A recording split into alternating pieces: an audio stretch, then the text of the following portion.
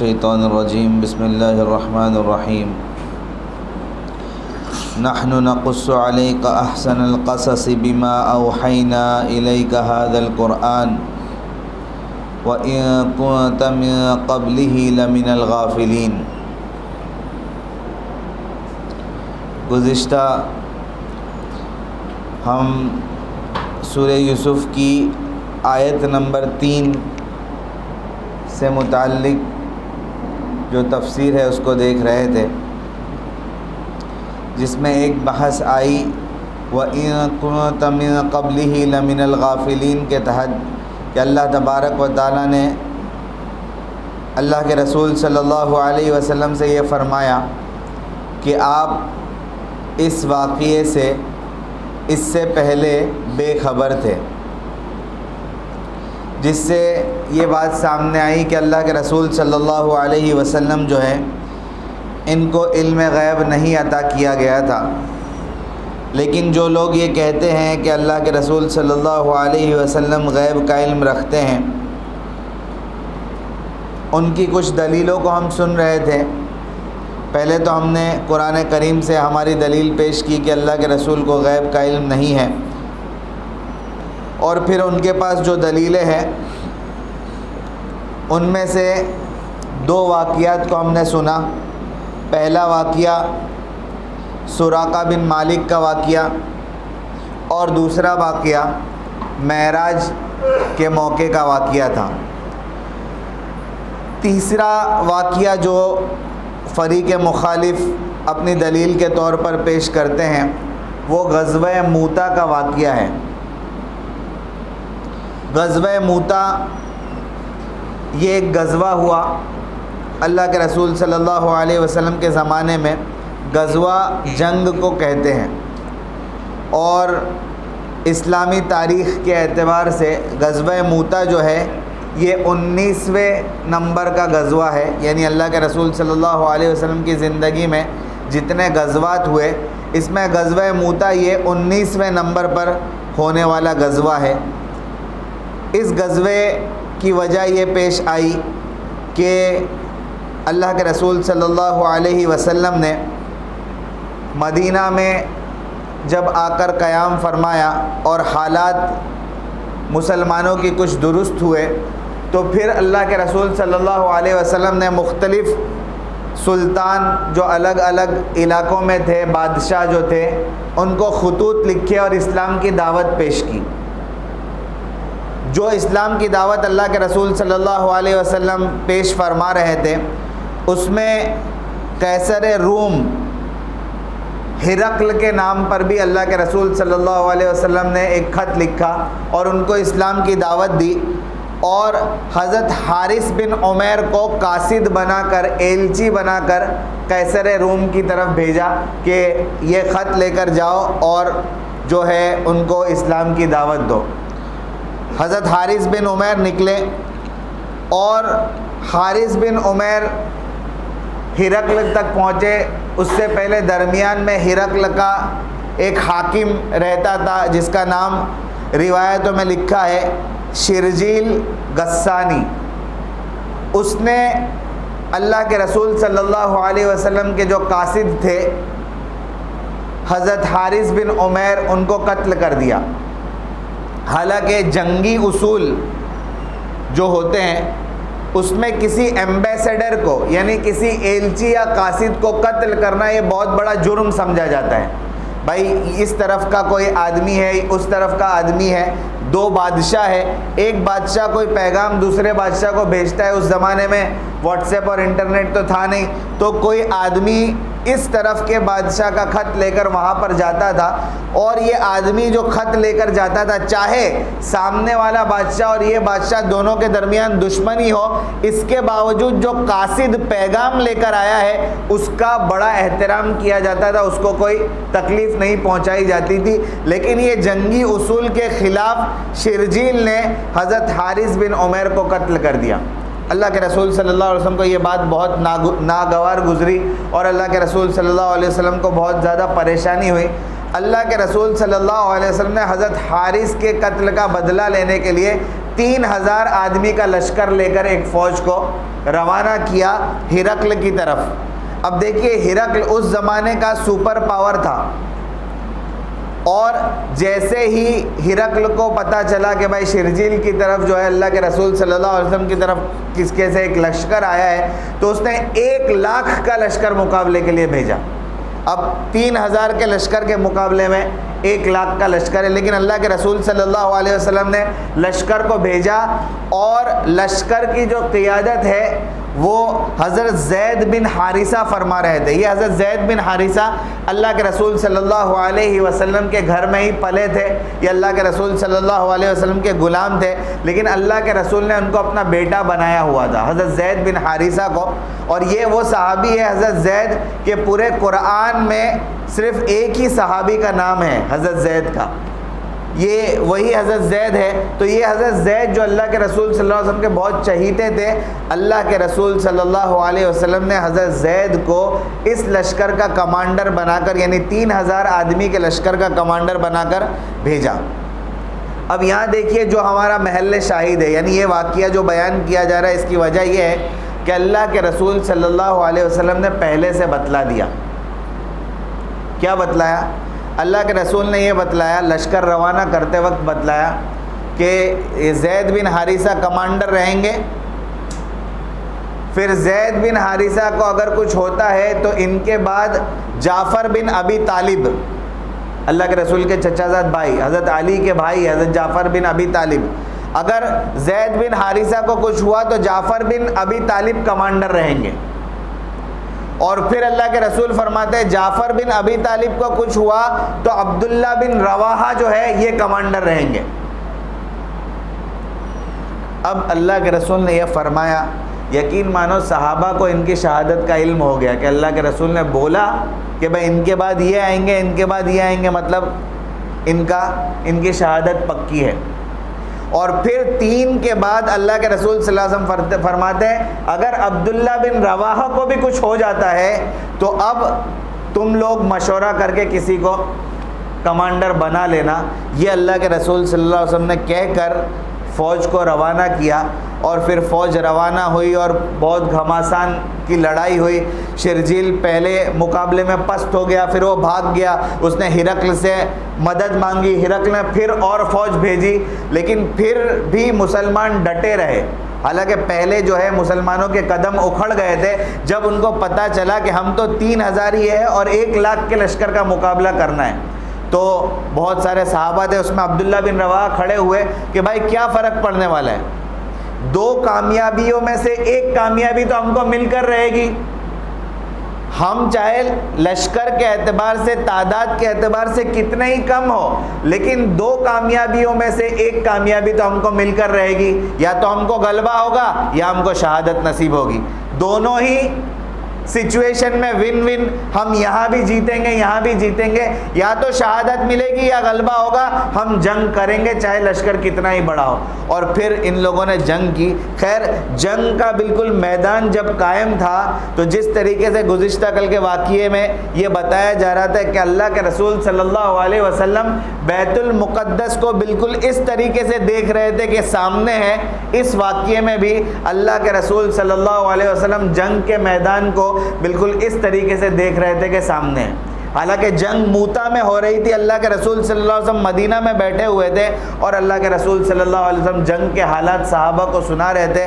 اللہ کے رسول صلی اللہ علیہ وسلم نے فرمایا کہ ابھی زید بن حارثہ کو شہادت نصیب ہو گئی، اور اب زید کے بعد جعفر آئے، اور جعفر بن ابی طالب انہوں نے بھی بہت سخت طریقے سے جنگ لڑی۔ یہاں تک کہ روایت میں آتا ہے کہ جعفر بن ابی طالب کو جنگ کے بعد جب تلاش کیا گیا کہ جعفر کی لاش کہاں ہے، تو حضرت جعفر کی لاش کے پاس جب صحابہ پہنچے تو حضرت جعفر کی جسم پر 90 زخم لگے ہوئے تھے، تلوار کے 90 زخم حضرت جعفر کے جسم پر لگے ہوئے تھے۔ خیر پھر حضرت جعفر کے انتقال کی خبر اللہ کے رسول صلی اللہ علیہ وسلم سناتے ہیں کہ جعفر بھی اب قتل ہو گئے اور ان کی بھی شہادت ہو گئی، اور اب عبداللہ بن رواحہ جو ہے یہ کمانڈر بن چکے ہیں. یعنی ایک ایک جو وہاں پر قتل ہو رہے تھے, اللہ کے رسول صلی اللہ علیہ وسلم یہاں بالکل آنکھوں دیکھا حال سنا رہے تھے کہ اب ان کا قتل ہو گیا, ان کی شہادت ہو گئی, اب ان کی شہادت ہو گئی. اب عبداللہ بن رواحہ آئے اور انہوں نے بھی بہت سخت طریقے سے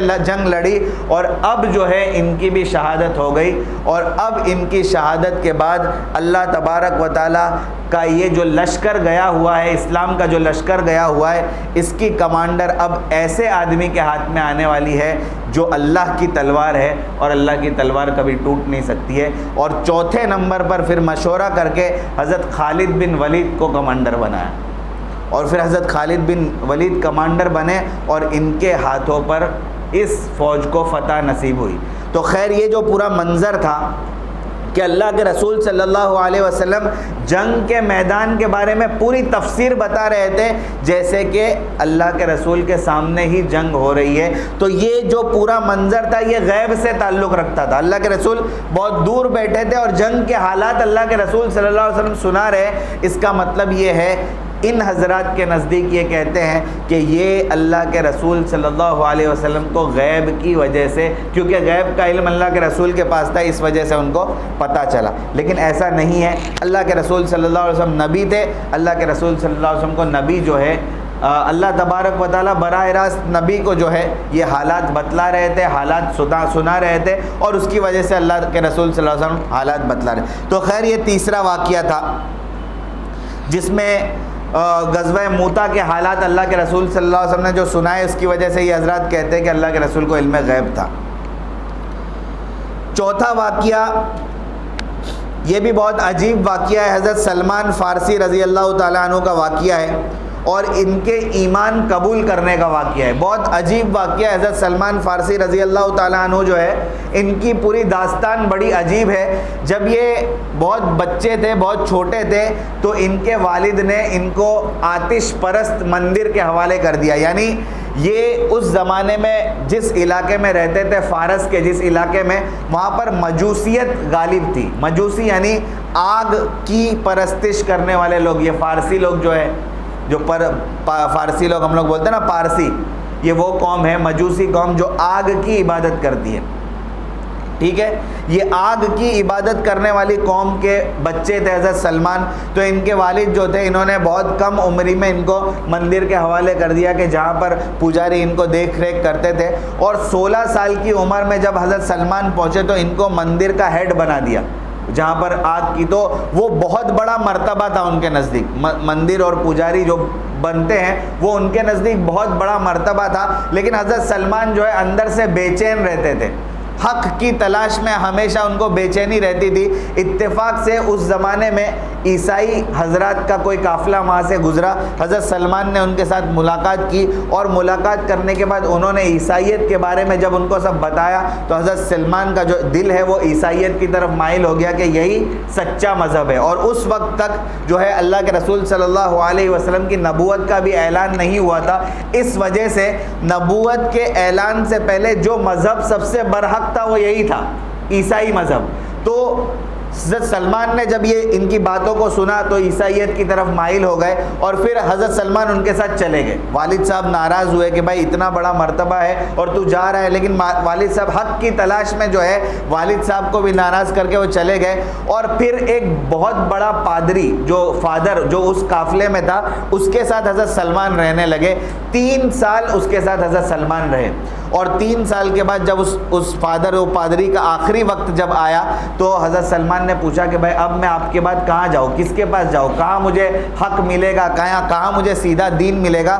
تو پھر اس پادری نے کہا کہ بھائی فلاں جگہ پر فلاں ایک اور پادری ہے, اس کے پاس تو چلے جا, وہاں پر رہنا, وہاں تجھے حق بات ملے گی. پھر حضرت سلمان نے سفر کیا, وہاں گئے, اس کی بھی خدمت میں حضرت سلمان رہے, اور پھر اس کا بھی آخری وقت آیا تو پھر حضرت سلمان نے اس کو پوچھا کہ اب میں کہاں جاؤں. تو اس نے تیسرے آدمی کی طرف اشارہ کیا, لیکن یہ بتایا کہ بھائی اس کا آلریڈی آخری وقت چل رہا ہے, تم اگر اس کے مرنے سے پہلے اس کے پاس پہنچ جاؤ تو وہ تم کو بتا سکتا ہے کہ پھر اس کے بعد کہاں جانا ہے. حضرت سلمان نے پھر سفر کیا. دیکھیں حق کی تلاش, جب حق کی تلاش اگر دل میں ہوتی ہے تو آدمی کے لیے کسی بھی قسم کا مجاہدہ کرنا آسان ہو جاتا ہے.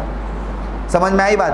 تو انہوں نے تیسرے آدمی کی طرف گئے اور پھر وہاں سے پتہ چلا کہ بھائی ان کا آخری وقت ہے. حضرت سلمان نے جا کر پوچھا کہ بھائی اب کہاں جاؤ؟ تو انہوں نے کہا کہ بھائی اب کوئی صحیح دین بتلانے والا دنیا میں موجود نہیں ہے, سب ختم ہو چکے ہیں. ہاں لیکن اب وہ زمانہ آ گیا ہے کہ جس کے بارے میں کتابوں میں لکھا ہے کہ آخری نبی آنے والا ہے. تو وہ جو آخری آدمی تھا جس کے پاس حضرت سلمان تھے, اس نے کہا کہ تو ایسی زمین کی طرف چلا جا, عرب کی ایسی زمین کی طرف چلا جا جہاں کھجور بہت اگتے ہیں, کھجوروں والی زمین کی طرف تو چلا جا, وہاں تجھے آخری نبی ملے گا. اور آخری نبی کی کچھ نشانیاں میں تجھے بتاتا ہوں, اگر وہ نشانیاں تو اس کے اندر دیکھے تو سمجھ لینا وہ آخری نبی ہے, تو اپنی زندگی اسی کے ساتھ بتا دینا. اور کہتے ہیں کہ اس نبی کے بارے میں اس کے علاقے کے جو لوگ ہیں وہ اس کو ساحر کہیں گے کہ جادوگر ہے, اور کاہن کہیں گے کہ بھائی یہ فارچون ٹیلر ہے, آگے کی باتیں بتلاتا ہے. یہ اس نبی کے بارے میں اس کے علاقے والے کہیں گے, لیکن وہ سچا ہوگا, وہ امانت دار ہوگا. اور اس کی 3 علامتیں میں بتاتا ہوں, اگر وہ تینوں علامتیں اس کے اندر پائی جائے تو پھر سمجھ لینا کہ یہ آخری نبی ہے اور اس کے ساتھ اپنی زندگی گزارنا. 3 علامت میں سے پہلی علامت یہ ہے کہ وہ صدقہ قبول نہیں کرے گا, صدقے کا مال وہ نہیں کھائے گا. دوسری علامت یہ ہے ہدیہ جو ہے ہدیے کا مال وہ کھائے گا. اور تیسری علامت اس کے دونوں مونڈوں کے درمیان, دونوں کندھوں کے درمیان پیچھے پیٹھ پر ایک نشان بنا ہوا ہوگا جو مہر نبوت ہے. اور وہ مہر نبوت اگر تجھے دکھ جائے تو سمجھ لینا تینوں علامتیں اس کے اندر پائی جاتی ہے اور تو اس کے ساتھ رہ جانا. اب حضرت سلمان, پھر اس کا انتقال ہو جاتا ہے, حضرت سلمان وہاں سے نکلتے ہیں. حضرت سلمان جب وہاں سے نکلتے ہیں تو ان کو ایک قافلہ ملتا ہے. وہ اب پریشان ہے کہ بھائی میں وہ کھجوروں والی زمین کی طرف جاؤں کیسے, کہاں ہے, کون سی زمین ہے وہ. تو وہ تلاش کرتے ہیں, تو ان کو آخرکار اتنا پتہ چل جاتا ہے کہ وہ کھجوروں والی زمین عرب میں جو ہے وہ مدینہ ہے, اور ان کو پتہ چلتا ہے کہ مجھے مدینہ جانا ہے. خیر ایک قافلہ جو ہے شام سے اس طرف جا رہا ہوتا ہے, اس قافلے کو جا کر حضرت سلمان ملتے ہیں اور کہتے ہیں کہ بھائی میں مدینہ جانا چاہتا ہوں. قافلے کا سردار جو ہے اس سے درخواست کرتے کہ مجھے ساتھ میں لے چلو.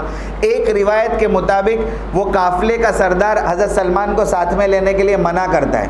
تو حضرت سلمان کہتے ہیں کہ بھائی تم مجھے غلام بنا لو اور وہاں جا کر مجھے بیچ دینا, لیکن مجھے ساتھ میں لے چلو. حضرت سلمان خود یہ درخواست کرتے ہیں. ایک روایت کے مطابق اس طریقے سے واقعہ پیش آتا ہے, اور ایک روایت کے مطابق حضرت سلمان قافلے کے ساتھ چلے جاتے ہیں, اور قافلے کو پھر وہاں اس زمانے میں قافلے لوٹے جاتے تھے, تو قافلے کو کچھ لوگ لوٹ لیتے ہیں, اور پھر لوٹ لینے کے بعد حضرت سلمان کو غلام بنایا جاتا ہے, اور پھر غلام بنا کر مدینہ میں حضرت سلمان کو بیچ دیا جاتا ہے. خیر دونوں صورتوں میں حضرت سلمان غلام بنائے جاتے ہیں, اور غلام بننے کے بعد حضرت سلمان مدینہ میں ایک تاجر کو بیچ دیے جاتے ہیں.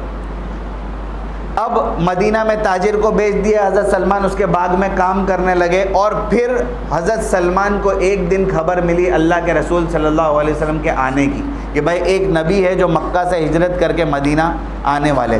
اللہ کے رسول صلی اللہ علیہ وسلم مدینہ پہنچ گئے. حضرت سلمان کو جیسے ہی خبر ملی, حضرت سلمان وہ 3 نشانیوں کی تلاش میں نکل پڑے کہ یہ سچا نبی ہے کہ نہیں, پہلے میں اس کو پرکھ لوں, پھر میں ان کے اوپر ایمان لاؤں گا, اور پھر میں ان کے ساتھ اپنی زندگی گزاروں گا.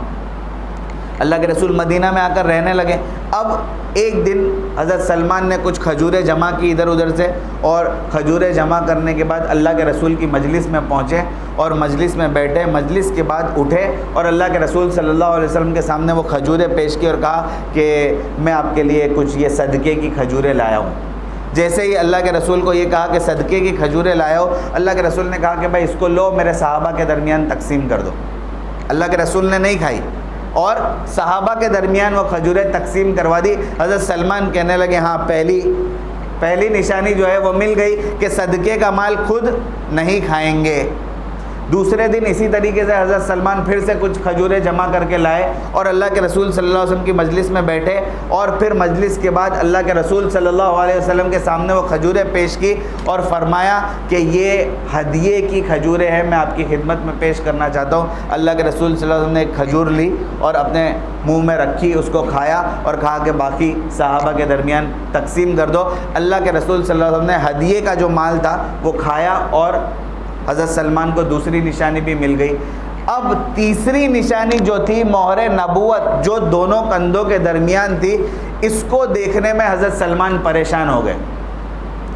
حالانکہ اس زمانے میں صرف 2 چادر اللہ کے رسول صلی اللہ علیہ وسلم پہنتے تھے، ایک نیچے اور ایک اوپر چادر ڈالی ہوئی ہوتی تھی جیسے احرام کا کپڑا ہوتا ہے اسی طریقے سے. لیکن اللہ کے رسول صلی اللہ علیہ وسلم اتنے شرمیلے تھے، آپ کے بارے میں روایتوں میں آتا ہے کہ اللہ کے رسول صلی اللہ علیہ وسلم اتنے شرمیلے تھے کہ آپ کے جسم کا کسی حصے کو دیکھنا ممکن نہیں تھا، وہ اپنے آپ کو اس طریقے سے ڈھانپ کر رکھتے تھے. تو اللہ کے رسول صلی اللہ علیہ وسلم نے جو چادر اوڑھ کے رکھی تھی، اب حضرت سلمان پریشان ہو گئے. کئی دنوں تک مجلس میں آتے رہے، کبھی دائیں طرف بیٹھتے تھے، کبھی بائیں طرف بیٹھتے تھے، کہیں پیچھے جا کے بیٹھتے تھے کہ کبھی اللہ کے رسول کی چادر تھوڑی سرک جائے اور میں وہ مہر نبوت دیکھ لوں اور تیسری علامت مجھے مل جائے. لیکن بہت دنوں کی جستجو کے بعد، محنت کے بعد اللہ کے رسول کی وہ مہر نبوت جو ہے وہ حضرت سلمان دیکھ نہیں پائے. آخر کار جب بہت زیادہ پریشان ہوئے، اللہ کے رسول صلی اللہ علیہ وسلم بھی برابر دیکھ رہے تھے حضرت سلمان کو، مجلسوں میں آتے بیٹھتے، بہت دنوں سے اللہ کے رسول صلی اللہ علیہ وسلم بھی دیکھ رہے تھے. آخر کار ایک دن اللہ کے رسول صلی اللہ علیہ وسلم نے سلمان کو قریب بلایا اور کہا کہ سلمان چل آج میں تیری تیسری نشانی دکھا دیتا ہوں. وہ راہب نے جو تیسری نشانی تجھے کہی تھی آج میں تجھے دکھا دیتا ہوں. اور پھر اللہ کے رسول خود چادر مبارک اٹھاتے ہیں اور پھر حضرت سلمان کو نشانی دکھاتے ہیں. تو یہ راہب نے تیسری نشانی دیکھنے کے لیے کہا تھا، وہ اللہ کے رسول صلی اللہ علیہ وسلم کو کیسے پتہ چل گیا؟ یہ غیب کی بات ہے. یہ حضرات کہتے ہیں کہ یہ غیب کی بات ہے جو اللہ کے رسول صلی اللہ علیہ وسلم کو پتہ چل گیا. خیر، یہ اللہ کے رسول صلی اللہ علیہ وسلم کی نبوت کی نظر تھی جو اللہ کے رسول صلی اللہ علیہ وسلم کو پتہ چل گیا، حضرت سلمان کو بتایا. پھر حضرت سلمان نے جیسے ہی اس مہر نبوت کو دیکھا، اللہ کے رسول صلی اللہ علیہ وسلم کے ساتھ چمٹ گئے اور پھر اللہ کے رسول صلی اللہ علیہ وسلم کے ہاتھ پر ایمان لائے اور پھر اپنی پوری داستان اللہ کے رسول کو سنائی کہ اللہ کے رسول میں آپ تک پہنچتا کیسے، میں آپ تک کیسے آیا. پوری داستان سنائی اللہ کے رسول کو حضرت سلمان نے. اور پھر کہا اللہ کے رسول میں ابھی ایک یہودی کا غلام ہوں، ایک یہودی کا غلام ہوں اور میرے سے بہت سخت طریقے سے وہ خدمت لیتا ہے، میں کسی طریقے سے اس سے چھوٹ کر آپ کے پاس آنا چاہتا ہوں. حضرت سلمان کی قیمت اس یہودی سے اللہ کے رسول صلی اللہ علیہ وسلم نے پوچھی کہ بھائی میں سلمان کو خریدنا چاہتا ہوں، اس کی قیمت کیا ہے؟ تو اس نے ایسی قیمت بتائی اللہ کے رسول کو کہ زندگی میں وہ کبھی پوری ہی نہیں ہو سکتی تھی حضرت سلمان کو خریدنے کی قیمت. اس نے کہا کہ بھائی مجھے 300 کھجور کے درخت چاہیے، حضرت سلمان کی قیمت کے بدلے میں 300 کھجور کے درخت چاہیے اور ایسے درخت جو سب کے سب پھلدار ہو، یعنی پھل دینے والے درخت چاہیے. 300 کھجور کے درخت جو سب کے سب پھلدار ہو، یہ سلمان کی قیمت. اور اس کے ساتھ 40 اوقیہ سونا. اس زمانے میں ایک وزن تھا اوقیہ جس کو کہتے ہیں. 40 اوقیہ سونا اور 300 درخت جو ہے اگر کھجور کے جو پھل دیتے ہو ایسے آپ دے دو. اب کھجور کے درخت 300 لگائیں گے، پھر وہ پھل دیں گے، اس کو کتنا زمانہ چاہیے؟ ایک عرصہ اور ایک زندگی نکل جائے گی. لیکن اللہ کے رسول صلی اللہ علیہ وسلم نے کہا کہ کوئی بات نہیں، میں وہ پورا کروں گا. اور پھر اللہ کے رسول نے کچھ صحابہ کو لے کر ایک زمین کے ٹکڑے کا انتخاب کیا، اپنے ہاتھوں سے اللہ کے رسول صلی اللہ علیہ وسلم نے کھجور کے درخت لگائے اور وہ 300 کھجور کے درخت جو ہے بہت ہی کم مدت میں پھل دینے لگے.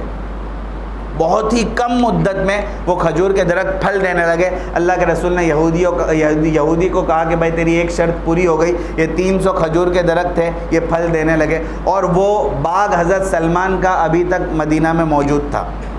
2003-4 میں عمرے میں حج میں گیا تھا، عمرے میں بھی گیا تھا. اس زمانے میں احمد آباد کے ایک بزرگ ہمارے ساتھ تھے، انہوں نے کہا کہ بھائی اس جگہ پر ابھی وہ جگہ جو ہے جہاں پر وہ حضرت سلمان کا باغ تھا وہ موجود ہے، لیکن باغ انہوں نے کاٹ دیا ہے.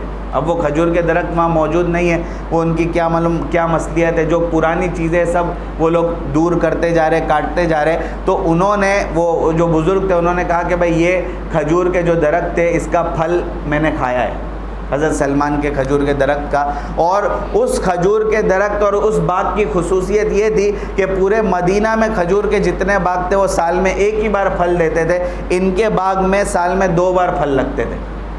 تو خیر وہ 300 درخت اللہ کے رسول نے اپنے دستے مبارک سے لگائے، اس میں سے پھل نکلے اور پھر 40 اوقیہ سونے کا بھی انتظام کیا اللہ کے رسول نے اور حضرت سلمان کو وہ کے بدلے میں اس یہودی کو دیا اور حضرت سلمان کو آزاد کروایا. اور پھر حضرت سلمان جو ہے یہ پوری زندگی اللہ کے رسول صلی اللہ علیہ وسلم کے ساتھ رہے، پوری زندگی.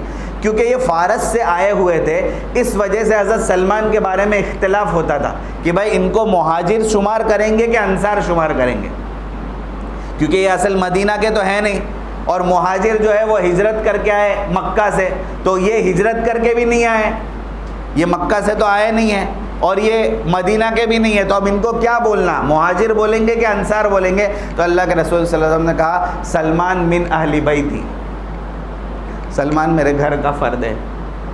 اور پھر اللہ کے رسول صلی اللہ علیہ وسلم نے حضرت سلمان کو ہمیشہ اپنے ساتھ رکھا، ہمیشہ ہر جگہ پر حضرت سلمان اللہ کے رسول صلی اللہ علیہ وسلم کے ساتھ رہتے تھے، یہاں تک کہ پھر حضرت ابو بکر کے زمانے میں، حضرت عثمان کے زمانے میں، اللہ کے رسول حضرت عمر کے زمانے میں وہ صحابہ کے ساتھ لگے رہے، اور پھر حضرت عثمان کا جب زمانہ آیا تو حضرت عثمان نے ان کو واپس اپنے علاقے میں اصفہان جو فارس میں ہی تھا وہاں کا گورنر بنا کر بھیجا، اور پھر مدائن ایک جگہ پر وہاں کا گورنر بنا کر حضرت سلمان کو بھیجا، اور پھر اسی جگہ پر 92 سال کی عمر میں حضرت سلمان کی وفات ہوتی ہے، اور ابھی بھی مدائن میں حضرت سلمان کی قبر اور مزار موجود ہے۔ تو یہ حضرت سلمان کا جو پورا واقعہ ہے، یہ جو مہر نبوت کی بات آئی، اس میں ان حضرات کا کہنا ہے کہ بھائی حضرت سلمان کا جو واقعہ ہے یہ اس بات کی دلیل ہے کہ اللہ کے رسول صلی اللہ علیہ وسلم کو غیب کا علم تھا، ورنہ اللہ کے رسول نے سلمان کو تیسری نشانی خود بلا کر کیسے دکھلا دی۔ تو خیر یہ کچھ واقعات تھے، ایسے اور بھی کچھ واقعات ہیں، لیکن یہ بڑے بڑے واقعات ہیں جس کی وجہ سے یہ کہا جاتا ہے کہ اللہ کے رسول کو علم غیب تھا، حالانکہ ایسا نہیں ہے۔ اللہ کے رسول کو غیب کی کچھ باتوں کا علم تھا جو اللہ نے اللہ کے رسول صلی اللہ علیہ وسلم کو بتلائی، اس کی وجہ سے کلی طور پر عالم الغیب ہونا اللہ کے رسول صلی اللہ علیہ وسلم کا ثابت نہیں ہوتا ہے۔ یہ ان کی کچھ دلیلیں تھی، اب کچھ دلیلیں، 4 واقعات ان کی دلیل کے طور پر ہم نے پیش کیے، اب 4 واقعات جو ہے ہماری دلیل کے طور پر انشاءاللہ ہم پیش کریں گے آئندہ کل۔ اللہ تبارک و تعالی ہمیں کہنے سننے سے زیادہ عمل کرنے کی توفیق عطا فرمائے، آمین۔ وآخر دعوانا الحمدللہ رب العالمین۔